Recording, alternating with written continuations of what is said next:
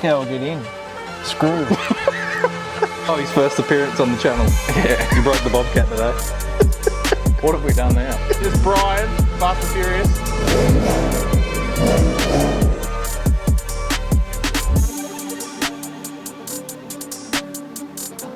No, it's the tune that's on it. And I don't know where this is going. It is a while. Something about arms going down or something. I think arms are about to start flying in a minute. Rightio, welcome back to the channel again today. So we're back in the shed. We're going to be going over the GTR today and find out exactly why my brother blew that thing up and what happened to it that night. That there on the bench, the new bench, since the last episode of the shed walk around, the builders have been busy in here putting in this new feature wall, but that on the new bench right there is the block out of the GTR. So what else is going on here in the shed? Well, the Raptor is up on ramps, so it's got a little issue with it as well. I was bombing in the driveway, doing about 140 and pushing it as hard as I could in Baja mode, having some good old fun, and it got very loud all of a sudden. So we're going to go over that and I'm going to show you what's happened to that. But I think when my brother gets here and we talk about the GTR, we'll do a little bit of a rev off, but I'm not going to tell him what's actually happened to the Raptor, and I want to get his reaction as to when I start it up, do a cold start of it here in the shed and see what he says. This thing on a daily basis is getting absolutely hammered in and out of my driveway, and I absolutely love this truck. It is one of the best cars I've ever bought, and it is so much fun, and I just love pushing and pushing and pushing to find where those limits are. And Friday afternoon we found that limit, so I think someone's finally gotten out of bed this morning and is here to talk about the GTR with us and what actually happened to this thing and why it blew up. So are you here? What? What?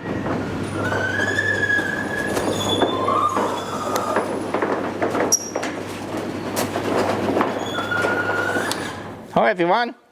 Open the door. Open the door. How was your sleeping?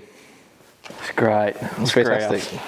Alright, so everyone did seen Jaden on my channel, my brother. This is his GTR. We did do a video of us picking this thing up from Melbourne a couple of years back. But he's going to be doing some content on the channel from now on. So we're going to be doing some high-end car sort of stuff, so the GTR and whatever else we move into, doing some performance stuff. So yeah, so tell me all about the taxes that Anthony Albanese makes you pay on your GTR. Taxes. Too many taxes. What cars did you have before the GTR? Let's start there.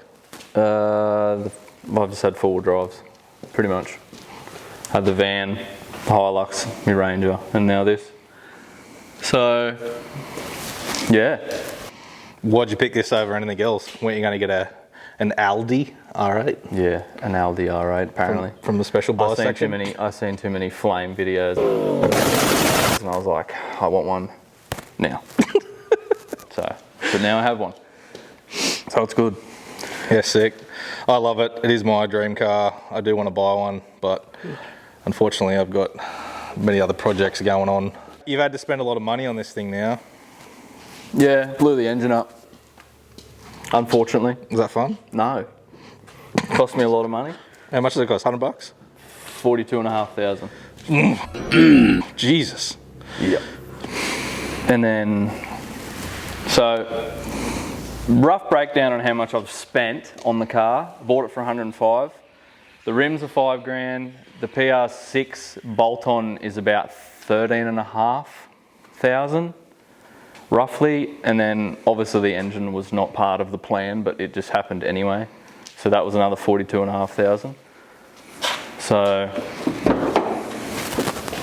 don't mind the coolant leak, we have fixed that. But yeah, originally was 38,000 for the engine, but obviously added some other stuff. You know, I've got it painted black just to make it look a bit nicer. Got the intake painted black, but it's got a PR8 engine from Precision Racing, so it can, technically it's a 1,000 horsepower engine, but I haven't put that much power into it yet. I'm still down at 650 with the PR6 in horsepower, and it was at 980 Newton meters of torque as well, but we've changed that to about 800 roughly. Don't quote me on that. But I did venture away from precision for a couple of reasons. One, I've heard about this bloke Sam Barrows online, and he tunes a lot of GTRs. He did 650 last year, and he's up to about around the same amount of number already in 2025. So a mate of mine who owns another GTR in Newcastle put me onto him, and the main reason I got the tune done by him was because he's the only person that'll put a flame tune on it, and yeah, because I want to have fun with the car. I don't want to just be flame tune. I don't want to just be driving around going, look at me, I'm a GTR, and I want to be driving and going fucking bang, bang, bang, bang, bang. Anyway, so that, and then there was another reason, installs immobilizers. So that was the main reason why I went for the tune with him, and I've heard nothing but good things too. So got the immobilizer on there now, so I can just turn it off from my phone, which I'll show you shortly when we have a look in the car. But so the tunes that you can do on the GTR are similar to what I do on the F truck. How I can tune it, like I got a dude in Canada who provides all my tunes for me for the F truck. So is that kind of the same thing that you can do with this? Upload whatever tune you want. Kinda, but with Precision's tunes, you can change the mapping from your steering wheel. With Sam's tunes, it's basically just one map throughout the car. You can request different maps, but I've just gone with the standard map because I'm not really that worried too much about switching maps and all that sort of stuff. If I had a lot more horsepower in the engine, I would probably put at least 5 maps on there. Most of the time it's just, you know, your normal everyday driving, and then you've got mid to low torque, which is good for track, and then you've got everything. Open it up, scream, which is map 3. So did blow the engine up. That hurt me a lot. Emotionally or physically? Did shed a little tear on the side of the highway, but we won't talk about that. Oh, we've got the block over there too on the bench. Each of these coming in the country now, eh? Yep. Just Jap's bringing in Sydney, they're bringing in, I'd say, at least 10 a month. And they're selling super quick too. So if you do want one, I'd recommend getting one through them. Yeah, those guys, good. They seem like they know what they're doing. They bring them in, they change everything, they fix every problem, they service everything. They did do my conversion, because everything, when I bought this, every time I'd go to start the car, it'd say konnichiwa, and I kind of got over that after a while. How's it go? Konnichiwa. What? Konnichiwa. And then it'd speak some Japanese. I had no idea what it said. It doesn't, with the conversion though, it doesn't completely change everything. Like all your warning stuff on your dash is still in Japanese, which is a bit of a pain, but all the computer system and everything is in English now. So I know what I'm looking at. What was I talking about? Taxes, everyone, taxes. I think the only thing that I wish that I did when I bought one of these is I wish I bought an Oz delivered one, simply because the sat nav and everything like that, it works, but this thing still thinks it's in Tokyo. This is a Jap import. It's not like imported through Nissan Australia. This is a Japanese import. But I did get, there's a feature that you can get now with these. It's basically an updated computer system that has Apple CarPlay and everything in it, which, you know, you can use Waze and stuff like that. So it does work. There was a few little issues that these are notorious for when you do buy them. So the front brake down here, it only has one pin in the bottom when you buy them. So you have to install, I can't remember if it's the bottom or the top pin, but it's only with one pin. So when you're driving, it sounds like your wheel's about to fall off. So that's one thing, an issue that was wrong with the car. I had to get that fixed straight away, but it was like 20 bucks for the pin. It was bugger all. And then obviously TSB clips, which if you do end up wanting to buy one of these through Just Jap, they do all that stuff before they send them out the door anyway. So these rims are quite expensive. These are $5,000, oh sorry, $5,500 for 4. And I had to order these from the States. I just wanted something different. I didn't want to have something that everyone has. Like obviously if I had over 1,000 horsepower, I'd probably look at something different.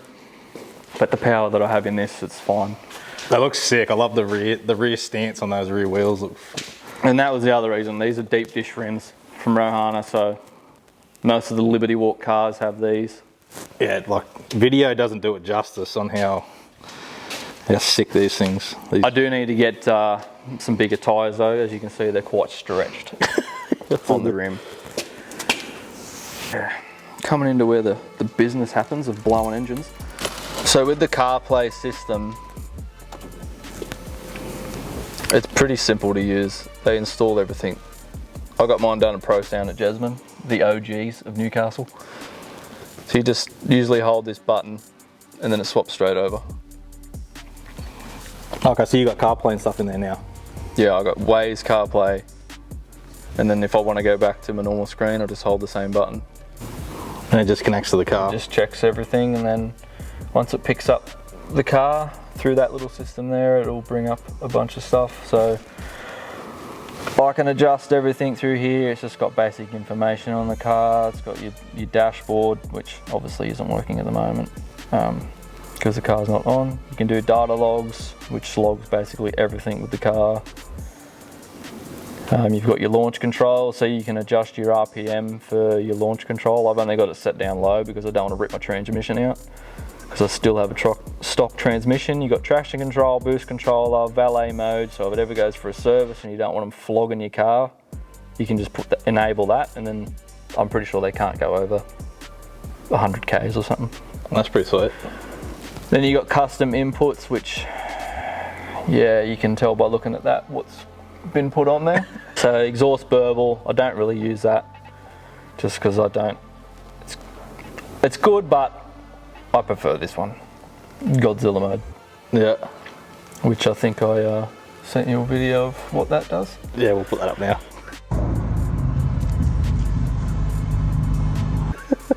And then obviously you got the kill switch as well, which is basically the immobilizer. Yeah, other than that, I've only done a few little things in here, like I put some carbon fibre on the steering wheel, on the door trims, because whoever in the first video when I picked it up, if you'd watched that, you'd seen whoever Japanese person absolutely mauled that. And then I just changed this stuff here just to make it look a bit nicer.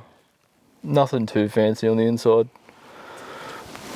So it's pretty much stock on the inside except for some carbon Yeah, fibre. I got this down here too. Oh yeah, that that might come in handy next Well, I time. haven't got it in the boot because last time I couldn't get it out of the boot.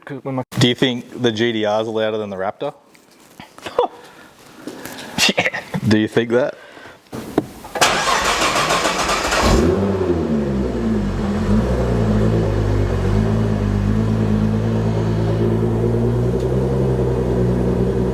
See, it'll rev up and then it'll start fluctuating. Is that because of the fuel? No, it's the tune that's on it recognizing the fuel input or something that it's going to store it for later to be able to fix it. Which I don't understand how any of that works. I don't understand any of that. I don't know, well, I don't know if the GTR is as loud as the Raptor. Let's start the Raptor. Not a chance.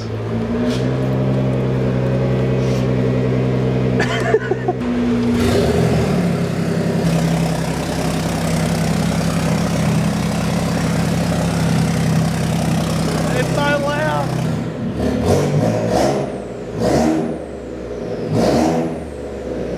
You know what that sounds like? You ready? This is Brian, Fast and Furious.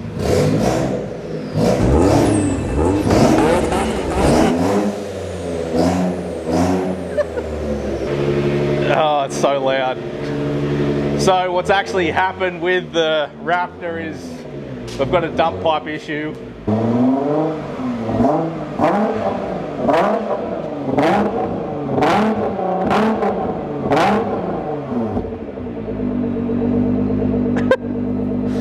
What is that?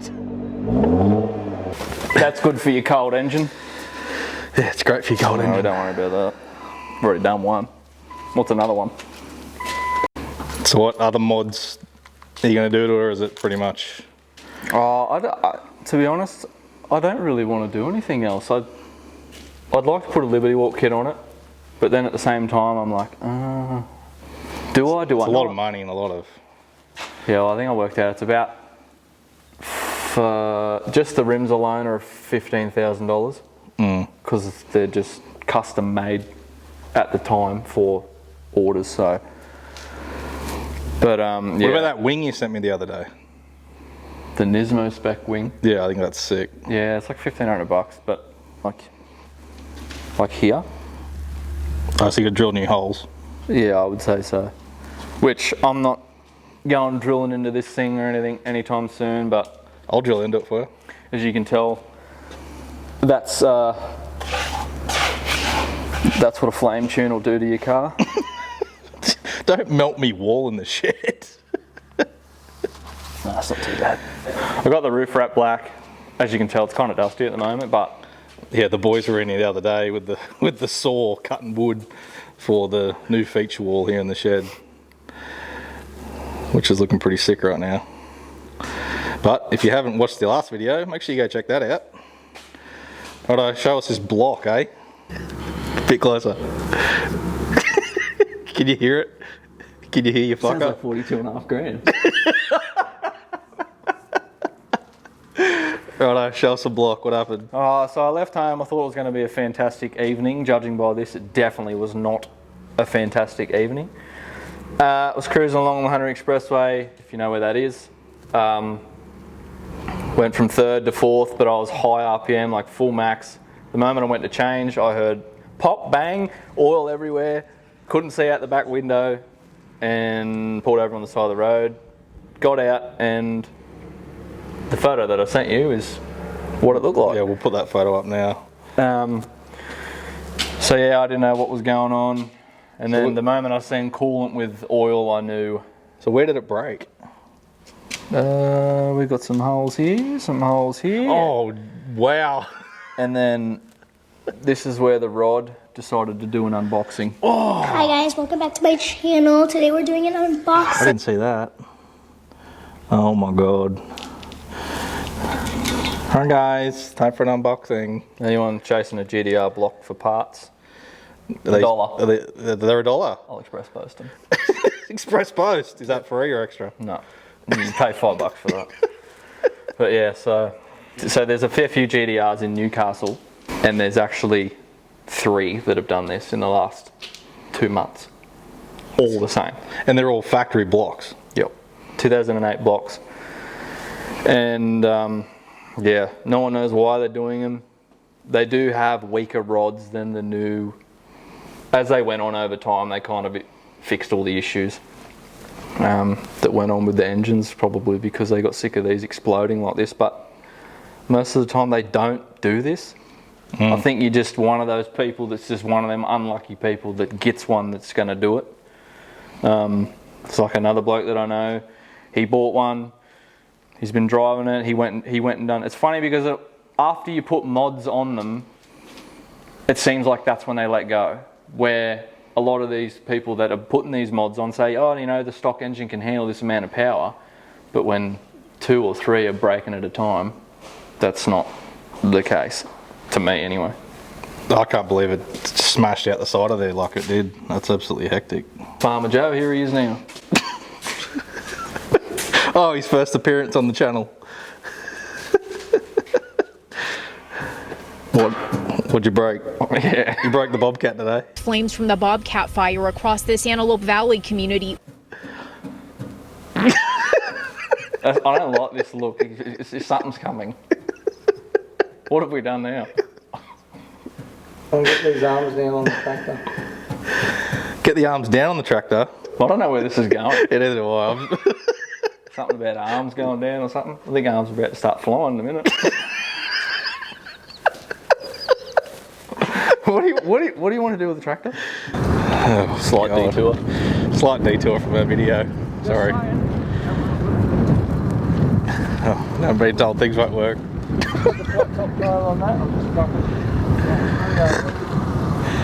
We've got to do a tractor modification. Drive backwards.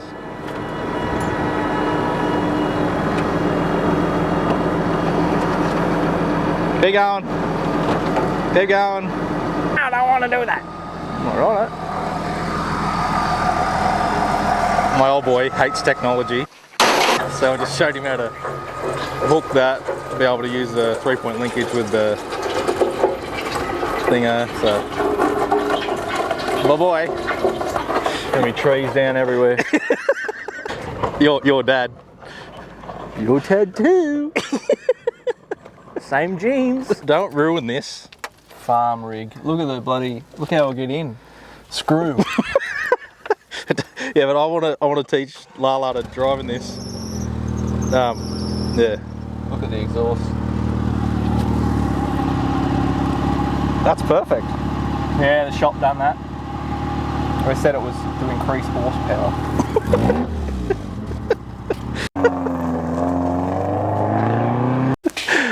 My family, I swear to God, it's chaos around here some days.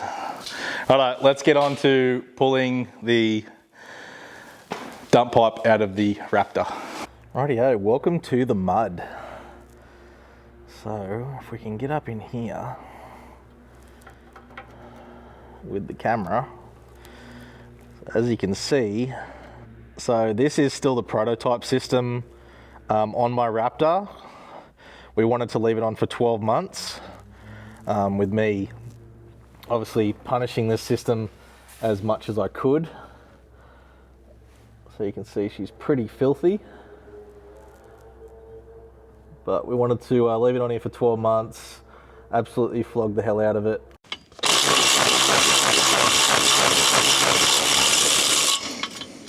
O2 sensor unplugged, and here we have it. One cat. Meow. Oh. So that's how a Raptor should come from factory. Just like that. Straight out the back end. Alright, well, now time to get that off. Yeah, but the problem is I can't get any weight behind it because my legs are in the air. Can you just push down? It shouldn't be that tight. I sprayed WD-40 on it. I'll try the other hands on push the leverage.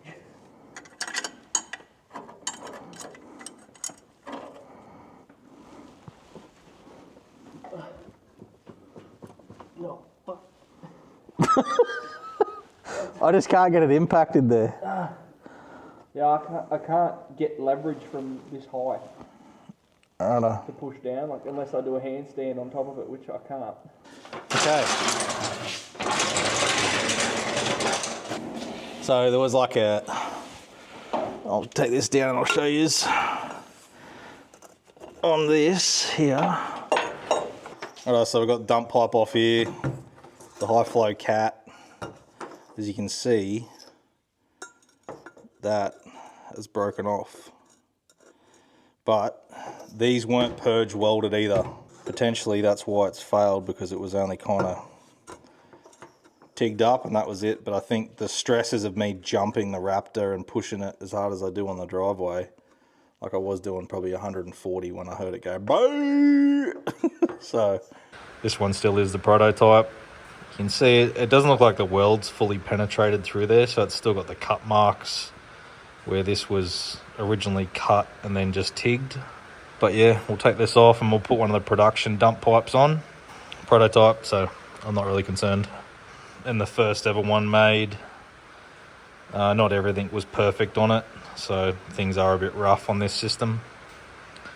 But yeah, our plan was to leave it on for 12 months and then take it off and put a new system, put a production system on the truck. So alright, so that's all from this episode. We're going to go and see if the GTR will actually fit on the plant trailer so we can take it out on the street and drives in it and stuff like that. But we'll get the Raptor sorted here tomorrow. I'll get a new dump pipe put on it. The new dump pipe has shown up, so I'm going to show you the difference between the prototype welds and the production models that you guys would be receiving if you did buy a Raptor exhaust system from Torkit.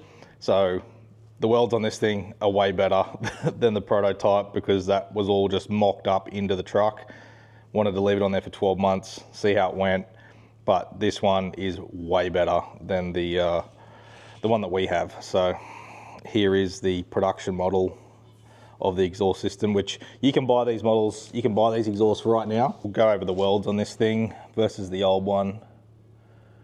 It's so much better, so much thicker, wider than the other dump pipe. And inside, I've also had a look in there, there are purged as well, so you can see the welds come right through to the inside, where the other one you could still see the cut marks. So that's the difference between the prototype and the full production exhaust system. But I'm going to be getting this dump pipe fitted back up to the Raptor today and get this thing on, and that way, yeah, we can drive the Raptor again. Leading up to 12 months, probably the end of this year, we're going to take the Raptor back down to torque it. I'm going to get the whole exhaust system removed and fit up one of the production systems, because it's just way more refined than what my system was. Mine was all first stage development. So yeah, but new system, new welds, friggin' sweet. How sick does that dump pipe look?